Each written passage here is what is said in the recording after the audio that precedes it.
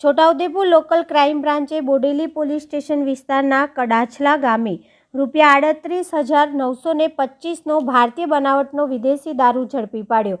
છોટાઉદેપુર તારીખ 9 IG Sheikh police અધિક્ષક છોટાઉદેપુરના તમામ તાબાના પોલીસ મથકના સ્ટાફને સૂચના અને માર્ગદર્શન આપેલ કે દારૂબંધીના કાયદાનો કડક અમલ થાય તે મુજબની કાર્યવાહી કરવા જિલ્લાના તમામ થાના અધિકારી તમામ શાખા ઇન્ચાર્જને સૂચના આપી હતી। જે અન્વયે VS Gavit police inspector local crime branch Chhotaudepur નાઓએ એલસીબી સ્ટાફના પોલીસ માણસોને ખાનગી રાહે બાતમી હકીકત મેળવવા સમજ આપી હતી।